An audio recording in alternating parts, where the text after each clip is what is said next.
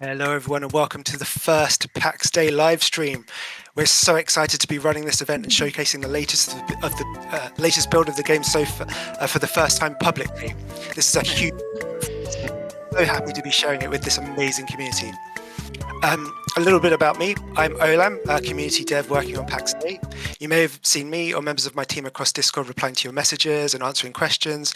We'll be keeping an eye on chat during this event, so post all your questions and comments in the stage chat right there. Please drop any thoughts you have during the event.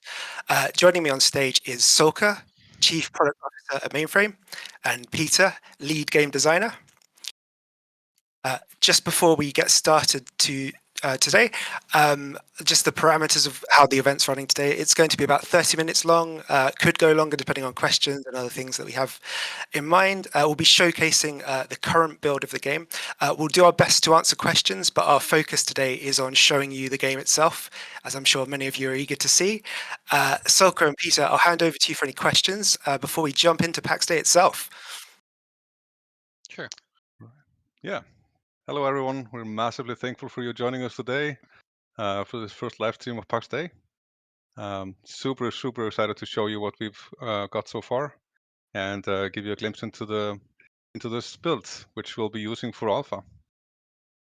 Yep. So- Because we're as developers, we've been working on this for years, and the best thing is to actually be able to show your creation to people, and so we can't get feedback unless people see what we're building, and the game we're making is all about actually making this for the community. So that's we're here. So very excited. Yeah. I mean, we're super aware there's no way for us to make a game of this scale and complexity without the community, without having a really good relationship with the community. So really happy to have you on this journey with us. Right. So let's jump into the game. Let's dive into it. So I hope everyone is seeing my stream. Is it working all right for everyone? Yep. You can You guys turn are your seeing camera it? off as well. Perfect. Yep. Yeah. That will help things.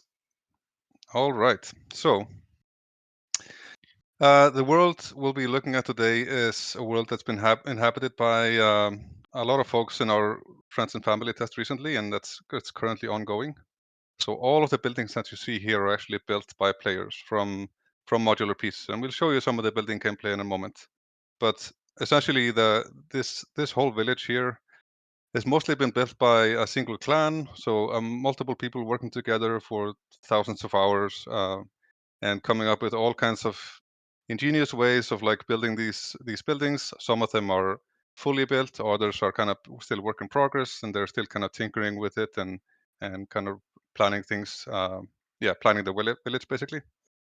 So they've done this, of course, both to kind of make their home in the world. And so they picked a site and built the village here. So they're making their home, but they're also using these buildings to kind of organize all of their storage and setting up all of their crafting facilities for various crafting items that they want to produce. And over time, we'll be adding more and more kind of functionality to the buildings as time goes on. But there's already plenty of ways to kind of build the structures that you want and decorate them and so forth. Yeah, and we've been designing the game from the get-go to be something that really supports emergent gameplay. So we really want you to be able to do things that we never imagined before, and that bridge is a good example. I think we were very concerned that we need to build a bunch of bridges for people to be able to cross the waters, and actually, it turns out the players are really good at building bridges. And given we just gave them the tool that enables them to do that, and we're very happy about that. Yeah. And now I'm just visiting a house of one of our players. This is just a caveat. This is not my building. I don't build things that are nearly as pretty as this. But I think it's a good example. And actually, if I equip my building hammer, I can show you kind of just to give you an idea of kind of the granularity of the pieces that the owner of this house used to build this. You can see he lay down all the floors and built this very gorgeous home. Yep. And Yeah. actually also Yeah, there's very I know this placement audience here. question. There's a question like, is this UE5? Yeah, we're using Unreal. Yep. Unreal 5 has this amazing lighting model that allows us to create these gorgeous environments. And obviously, like the art team working on this obviously knows how to use the tool, so this doesn't come out of the box like this, but they've been able to use all the tools that we're getting from Epic into making something that like just has this gorgeous lighting, whether you're inside the houses or outdoors.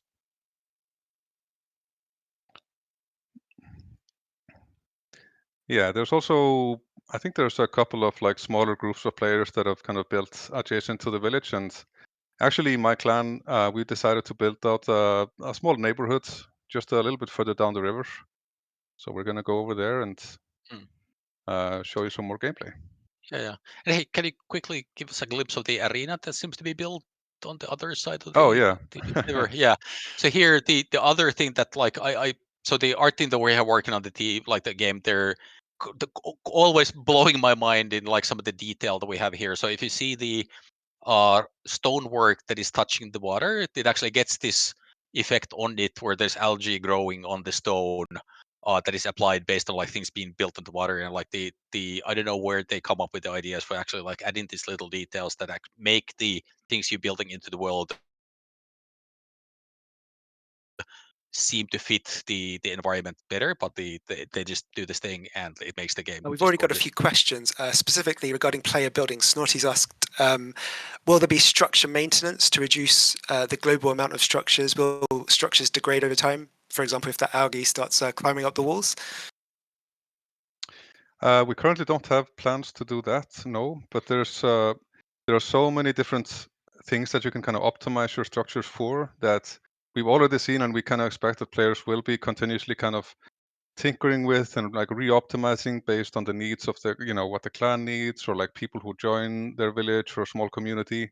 So these buildings, at least we don't have any active plans to make them kind of deteriorate on their own. Yeah, mainly for those reasons. A few other questions. Subaru Sama is asking if you can go swimming in the river. Yeah, absolutely. Yes. Maybe I'll take a dip in a little bit. So here is actually, this is what my clan is working on right now. So we're building some massive structures here. This is going to be kind of, our main kind of hub, and people are probably going to make their homes like adjacent to this. And in order to build something like this, you actually need to claim a piece of land as your own. And each player is able to claim a limited amount of land. And if I actually equip my hammer again, you can see kind of the outlines here of these plots that we've claimed. And you see there's like there's a barrier between here. So this means that this is one player's plot, this is another player's plot. And just by virtue of placing them next to each other, they create this kind of linear border. And this allows players to kind of, if they trust each other, these are people who are working together, these are friends, they can kind of start sharing permissions with each other and build things that actually take more space than just like a single plot of land. So the village that we just saw earlier had some really massive buildings that are spanning multiple plots. And so they're quite obviously like built by people who have some trust and are kind of working together. Yeah. So this building right And here, for instance, is spanning a couple of plots. And that combining of the plots and play together is it's a good example of us really wanting to create an environment where we strongly incentivize you to cooperate with other people. So this is really made for people who love playing in the clans, so you get the larger villages, you get a lot more area land. And with the building pieces, the other thing is we're seeing a lot of folks start to specialize in different roles. So to make those stone pillars, you need stone, like you need wood and you need clay. And you might have somebody specialize in being the builder, and like other people helping gather the materials needed to make these buildings. And Peter, Peter, you want to show us a bit more? Yeah, I was sorry, going to show you a bit of building. Yeah, go ahead. there's just a few people asking about the size of a plot. Could we get a kind of bigger view of what a plot looks like? Yes, I'll actually place my plot in a little bit on the other side of the neighborhood. Brilliant. First, I'm just going to show you a little bit of the building. So just a caveat, I am cheating myself resources right now, just so I don't have to collect them. So, Arrest that dev. but yeah, you can see the recipe there in the top right corner. So I need a bunch of different components that I can build from some common resources to make these things. I need clay to make bricks, and I need wood to make different wood components and so forth. And then I can also go ahead and like decorate my house. I'm just gonna pick some flower pots here, put them underneath the windows, like so. And again, I'll actually build a bit more while we take some more questions. Yeah, go ahead. yeah, and with Unreal, basically all the lighting in the entire game is dynamic. So the buildings you're building here, like they cast shadows, and like you can actually see light shafts coming in through the windows as you're making them. So there's no fake lighting whatsoever, and it just makes the buildings really feel like they're part of the world. I'm There's sure a my question. fan arcade. Yep, go ahead. Sorry, there's a question I'd like to go back to about the user interface, actually, because we can see there's a number of buttons, and when you equip that hammer, it went into a slot. But I think it's worth saying what those buttons are. Are they skills, abilities? Are they just items? Those are items. So you can see my inventory here. It's actually filled with a bunch of materials, and the hotbar here is just an extension of my inventory. So when I'm activating the items here, I'm equipping them. So here I have my combat axe, and here's my kind of stone axe, so forth. Velfern asked Yeah. if they could build these buildings anywhere on the map, like anywhere they're seeing sort of in the distance as well. I guess we'll get onto that with the plots in a second. Yeah, Sulka will also show you the kind of the map in a little bit, and so we'll give you a bit more context for that. But essentially, yes, you can build them mostly anywhere. At least there's huge amount of land where you can can claim these plots. And it is important to kind of note that these plots, like plot of lands where you're actually building, you're actually weaving the fabric of like the sandbox itself. Like you're making your server different from any other server because um, these are the same lands that people are like traveling to hunt and trade. So this village that we just saw earlier might become like the main trading hub in a huge province just because they produce a lot of goods and they're really successful at trading. So you're really shaping the sandbox when you're building the buildings here. All right, so now I've just kind of traveled through the building that we are building right now. I am sure that like a lot of like some of this building here and like adjacent buildings are going to be dedicated to different kinds of professions. I'm sure we'll want to build like you know a very impressive blacksmithy with multiple smelters and furnaces and so forth, and maybe another dedicated spot for like leatherworking and like processing deer hides and so forth. But right now we just set up shop here for like to get all the fundamentals going. On this side over here, we can see Nordex there is making. I think that's a. I can't see what bench this is, but yeah, people are working away here, like making coal, producing goods. All of the gear, all of the items that you use in the game are made by players. So whether it be armor, hats, jewelry, weapons, all the tools and wieldables, they're all made by players. And they're made by players from materials and rare ingredients and like rare loot drops that you find out in the wilderness and in dungeons. So like having a diverse set of like very specialized crafters is really important for a group that wants to be able to kind of progress in the game and dabble in different things. Yeah, there's two questions on this. One I'd like to go back to when you were building. Someone noticed that the color was different depending on where you put the hammer. It was green Oh or yes, yeah, so. What did that represent? Was that they're curious that is about that. integrity. So it's the structural integrity of the building. So you see that the floors and these walls here are green. It just means that they are very sound, like they're as strong as they can be. This one is kind of light green. That means that it's still very stable, but it's starting to lose some of its integrity because it's built up vertically. So it's inheriting some of the integrity of the building pieces below. That's what that means. Brilliant. And someone else, I think, asked if it would be possible, as we were just talking about crafting, how easy would it be for one player to be able to do everything that we just saw there with with everyone Right. crafting at the So same time? so the so the game is fully skill based. You advance your character skills, at your own liking. So when you create a character, you're not locked into any kind of, whether it be like a combat class, like a warrior or a cleric or something like that, or into the professions. It's all kind of open, so you can master everything in theory. but you just need a lot of materials, and you need a lot of time invested in like all of these different activities to be able to do everything on your own. So while the game certainly caters to players who want to mainly just like progress by themselves and like play alone, but we just think it adds so much value that they're doing it in the context of all, the entire population on the server.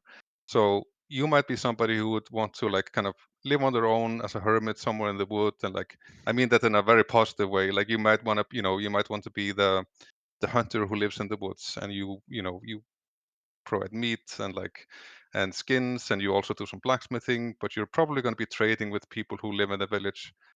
Some people might come and visit you to buy goods that you're providing, and of course, yes, you could try and do everything, but it just takes a lot of effort, and also just a lot of space, because some of those buildings take you need to set up all of the different um, establishments and like kind of crafting facilities to do everything. So definitely be a lot harder to work alone, but you can do it.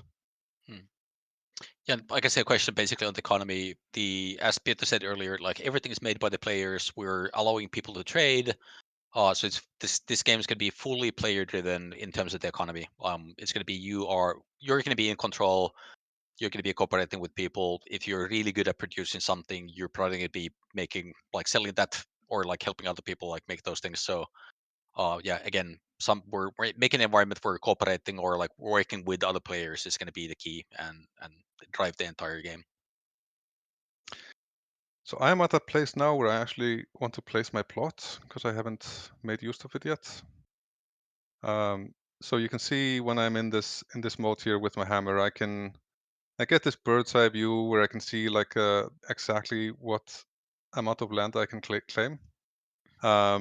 So I can either go somewhere and claim, a circular plot like this, or I can try and claim a plot of land that is next to somebody else. And just like I said earlier, just if you look at the other plots that the clan already has, like before I drag my plot over here, they're slightly smaller. So the other, like both of the plots that kind of touch extend a little bit to make this kind of connected area between them.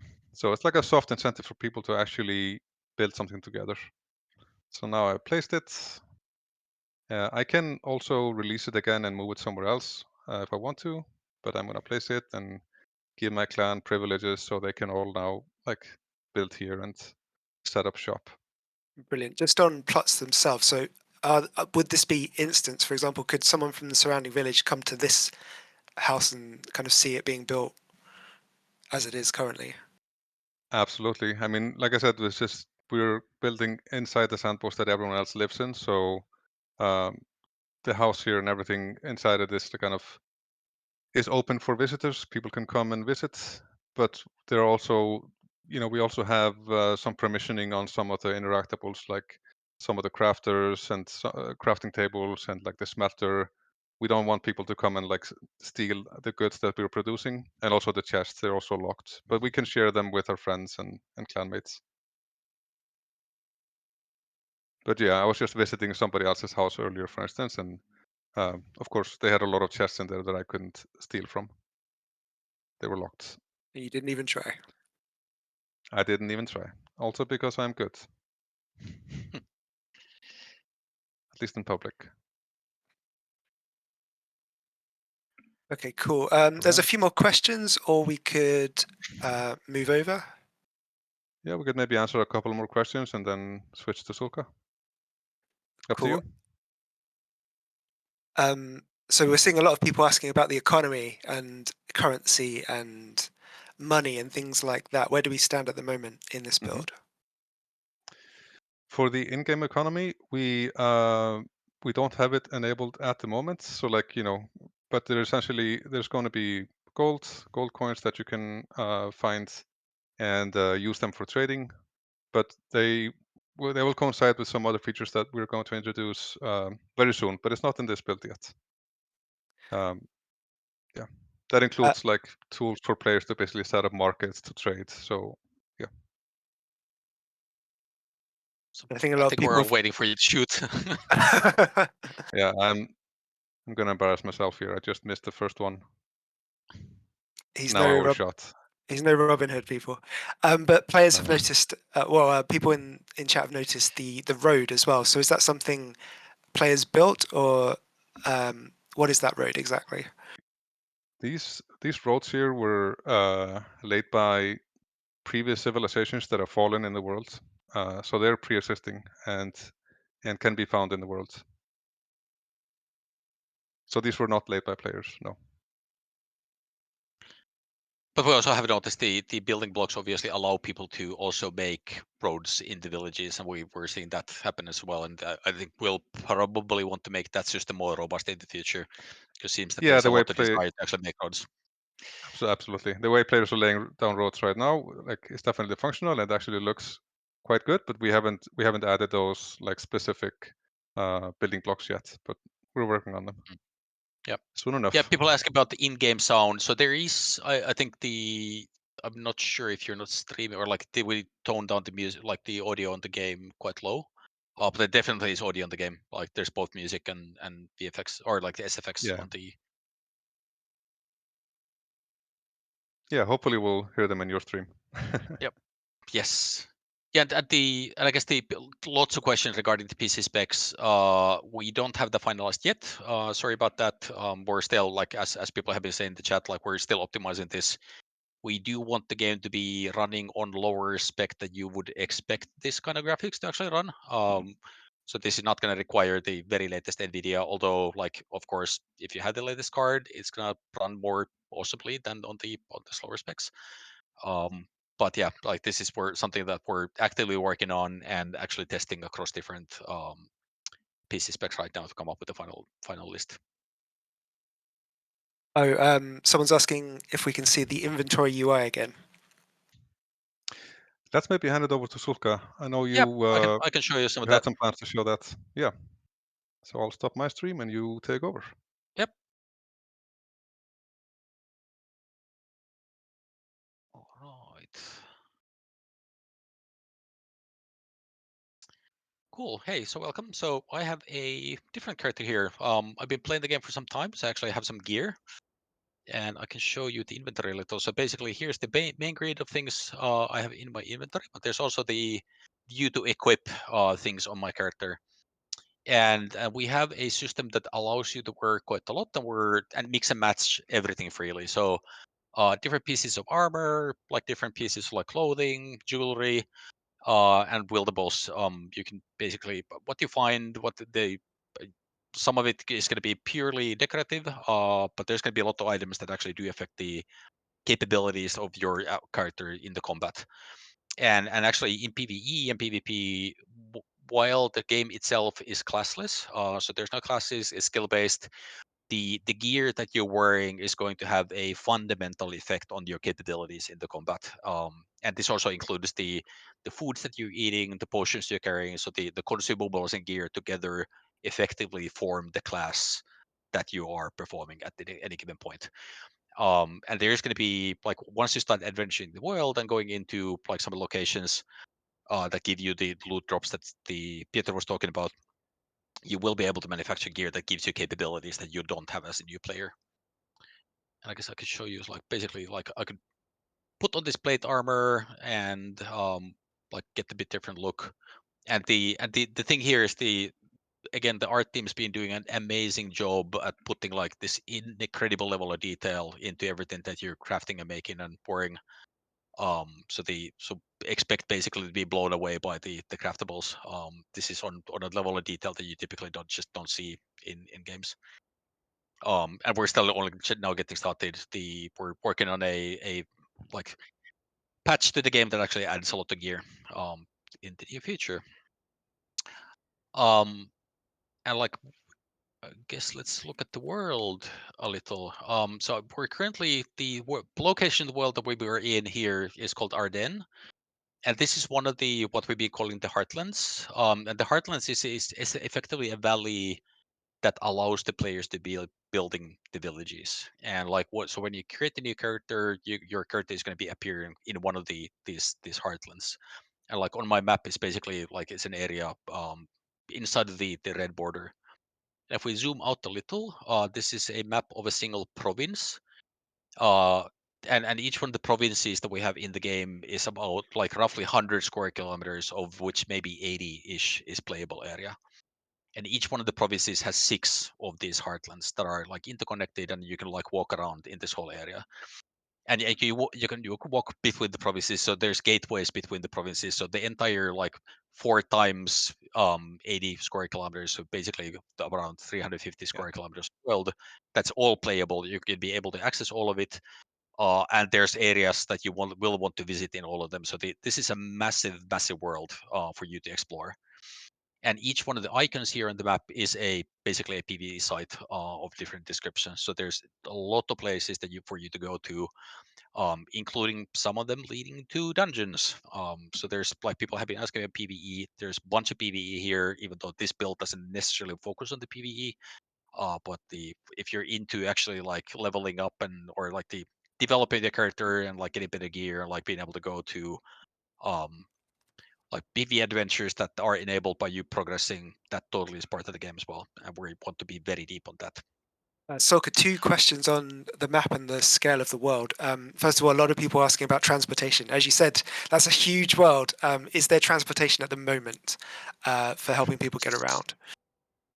Nope. Right now, you're gonna have to do a long walk. And actually, it's funny. I was talking to one of the developer team members, and like he made a character like randomly in a place, and like started like making his home, and then most of the dev team actually made a village in another part of the world, and it took him 6 hours to walk from his home to the village that we're building.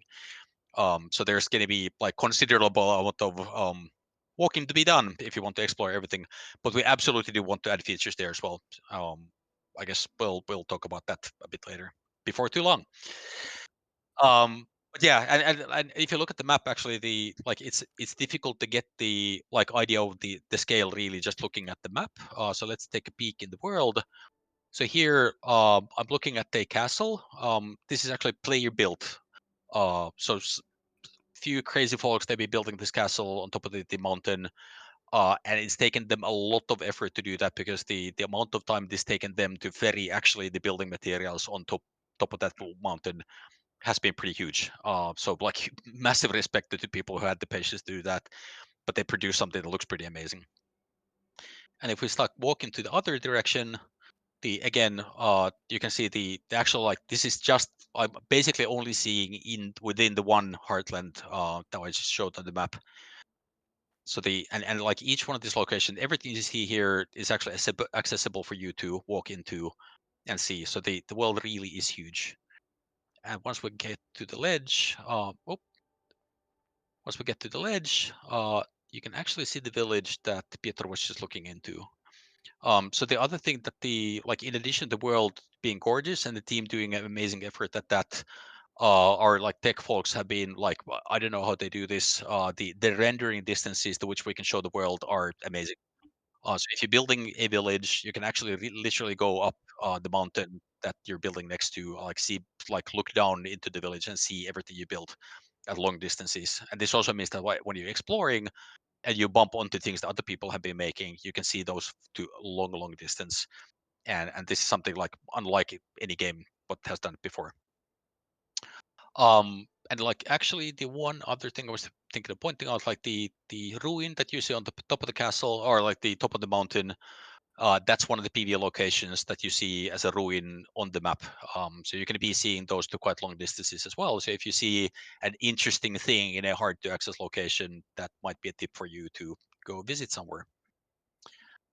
And is there questions regarding There are this? plenty of questions. So chat has turned quite sadistic. Unfortunately, everyone is saying jump and talking about fall damage. So yeah, just to be clear on the dangers of fall damage, specifically, that's why Sulka wasn't running towards the edge of the cliff, because well, I'll let you explain. But how much fall damage is there? How dangerous is exploring sometimes, especially up high like this?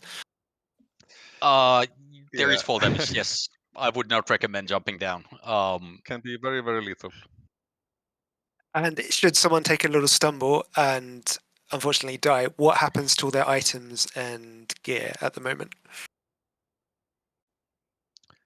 Yeah, if you die, it's the same as if you die in combat or any other situation. Your corpse is going to be left there lying for you to come and retrieve it. So you will spawn at some not too distant location, and you'll have to make your way back to get your stuff, or worst case scenario, just craft more things, or have some spare stuff in your house. Yeah, that came up before as well, and it'd be a good point to make. So, does gear last forever? How durable is gear? And In yeah, more generally. in this alpha build, we haven't enabled the durability yet on gear, but that's fully intent. Gear will basically not last forever. You will need to repair it, and ultimately, once you've repaired it enough times, it will break. So it will eventually always leave the game. Yeah, and I think Sarah's is saying, do our items disappear after some time? If left on the floor, I believe they do vanish after a set amount of time. Yeah, as it stands right now, like, you need to put things in proper storage if you want to leave them out in the world. Otherwise, they will poof. There are a few questions about provinces in the world itself as well. So, how many, with the current build we've got, how many heartlands and provinces are there, and can people choose how they get into the world, like where they start off, or is it kind of randomly assigned? So there's 4 provinces. Each one has 6 heartlands. And yes, when you make a new character, unless the population of a single heartland is full, you can choose that. So you're completely free to choose where you start. And the current assumption is that the population that we're shooting for one of these worlds is around 7,000 people. That's simply still something that we're finalizing right now, and I think we're probably going to be growing the world to be bigger eventually. So the actual shard size is going to be even bigger than that sometime in the future. But yeah, but like right now, a full province or the full world copy shard is going to be about 7,000 people. It might be good to clarify also that, like, even though a heartland that is full just means that it has been, like, it has met its, like, maximum quota of, like, plots that can be claimed. But so even if you start somewhere else, you can always visit a heartland that you couldn't start in already, just because it was filled up with, like, claimed land. So you can Yep. always travel everywhere, even though some heartlands have been filled up with the maximum amount of kind of homesteaders in that place. Yep.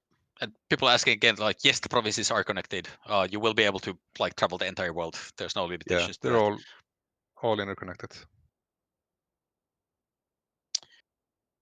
All right. Is that it or? There's a few things that we haven't been able to show. So obviously people are asking about the full damage and dying and losing your items. So could another player just come along and take your items? And I guess that kind of leads into PvP itself as well, which we'll go into in a bit more detail. But yeah, I think players are curious to hear about what happens. Like, if you fell off that cliff, could Peter just run by and steal all your stuff? No, I could not. We'll talk about PvP at a later point. But by default, no. If you die somewhere and your stuff is left on your corpse, either from falling or dying in PvE, your stuff is still safe there for you to retrieve it. Being dangerously close to They that edge. really want you to jump. Yeah, I And know. I actually might it's have God mode on, so like I'm not sure if I'm gonna die. Should we check? Can check. Yeah, If let's they do that. really want you to die, you could also just drown. I don't think God mode saves you from drowning. Yeah. Yeah. Yeah, sorry. Yeah. He's fine, folks. Don't try that at home. Yeah. All right. So hey, let's show something else. I'll stop streaming on my end. Yeah, we're not done, I guess. Yeah, we're not quite done yet. All right. So one more thing. Alpha is coming. So we're calling this Alpha Day the Home Valley. I still recommend that you go to Play Pax Dei to sign up. And let's talk about the reason why. If you go to the next slide. Whoop, yeah. So we are doing the first alpha test. This is going to be mostly focused on the type of gameplay that we. Oh, let's turn the camera on. The gameplay that we discussed here. So like exploring the world, collecting resources, crafting, building a home. As I said, the PvE progression is there. We have dungeons. They're huge. You can get lost in them. Spire couldn't be here today because he's lost in the dungeon again. Um, and the the only one thing that really is disabled is PvP. It's just not ready for public consumption. I'm very sorry about that. We just couldn't do that now.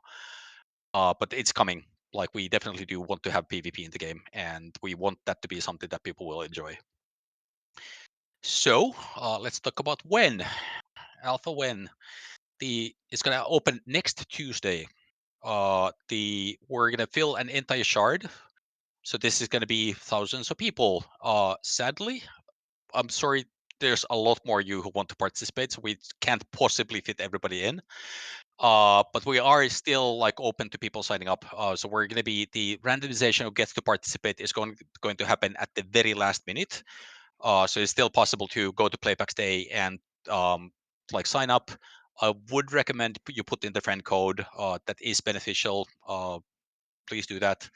There's gonna be more information in the Discord. And the super excited. Like as I said in the beginning, we've been working on this for years. Getting feedback from people is and like being able to allow you to play the game is that is the dream of developers working on something. And yeah, very excited and thrilled and kind of scared about this whole thing, but this is awesome.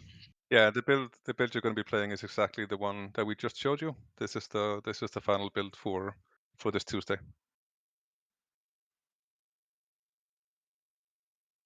Brilliant, yeah.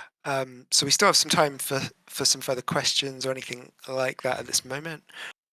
Obviously, there's a lot of information to absorb here. We're going to have full posts, more information about all of this, what's going to be included, specifics, all of that's still coming. But for the time being, players are asking, what will they be able to share from this alpha? Right. Okay. So the NDA is going to be lifted. So starting next Tuesday, if you get into the game, you're free to stream to your heart's content and take screenshots, take videos, post whatever. We're very happy about the game. It looks gorgeous. We want you to have like fun time with it and like tell everybody about it. So there's no NDA. From next Tuesday specifically, yeah. Starting next Tuesday. Yep. But in the lead up to that, there'll be more information being circulated from what we can share right now. We want people to be ready and prepared. The best advice we can give you is to sign up on Pax Dei, enter a friend code if you can, and link your account to Discord for all the latest updates as well. So I think there's a few questions coming through about the file size and things like that. Things like that will be in all the communications that we send out and going forward. On the selection process for who gets access, I think you said there will be raffled at the very last moment. Yeah, it's raffled. I think the friend codes has some probability increase in the like this is made for groups. We want groups to play. But there's no big selection criteria that we're applying to this. It's mostly just raffle. King noticed during the demo that we didn't touch the spell category in the inventory.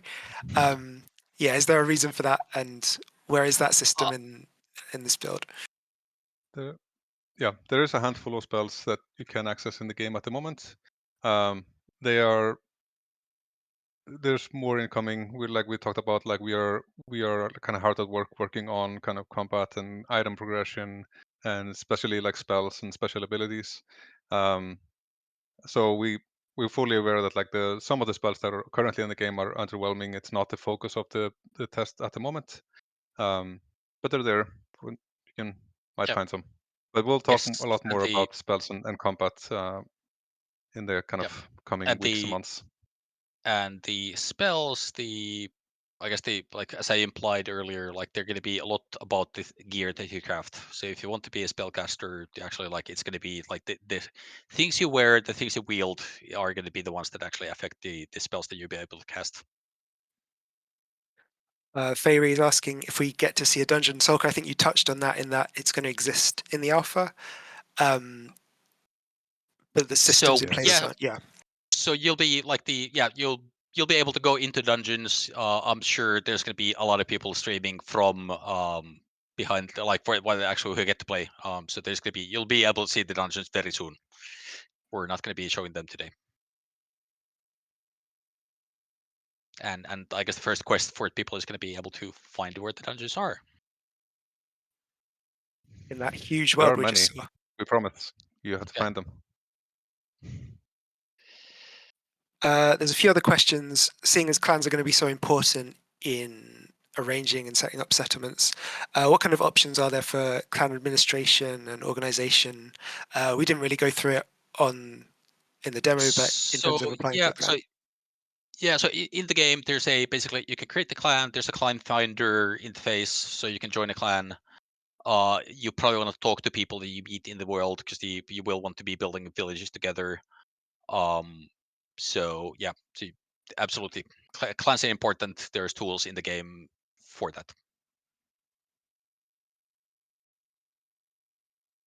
that. Great. Obviously, people are very curious about. I know this is the very next step we're going to, but after this alpha, is there a plan going forward for more alphas? I guess it's kind of too early to tell right now, right? We're just about to go into this big test.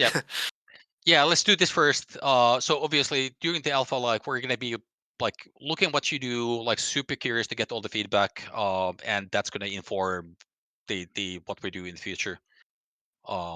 So like I'm hoping all goes well. Might be that obviously like we're fully expecting that you're gonna be finding bugs that we need to fix. That's part of the why we're doing this. We'll also be looking at the performance of the people who play this, like in terms of the hardware requirements. So this is all about us learning what you like about the game and like how it works, what we need to improve. And like once we have all of that data, then we're going to be making decisions over like how quickly we can actually like do the next test.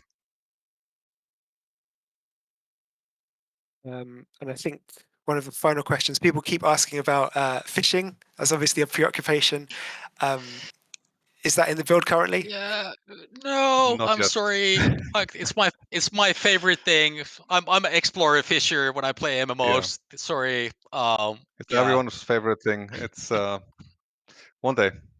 There's a lot of rivers and like open bodies of water that are just like screaming for us to implement fishing. It will be there, but it's not there yet. Brilliant. Great. Well, like I say, there's going to be a lot more information coming in the next few days, so please keep an eye on Discord for all the latest updates. For now, the advice is to sign up on playpaxday.com and opt into the alpha before November the 12th. There'll be a lot more details coming soon, as I said. But I think it just falls to us to say thank you so much for joining us today. I hope you're excited by what you showed you. We're certainly excited about what's coming next. It's such an amazing community. We're so happy to have you all here with us. And yeah, have a great weekend, everyone. Peter, Sulka, any closing thoughts or remarks? Just super thrilling and awesome to actually be able to do this. So thank you all. Yeah, just echoing what you guys said. Just all the thanks in the world for joining us today, and can't wait to see what you do in Pax Dei. Brilliant. Thank you very much, everyone. Have a great weekend. Bye. Thank you. Bye. Bye-bye.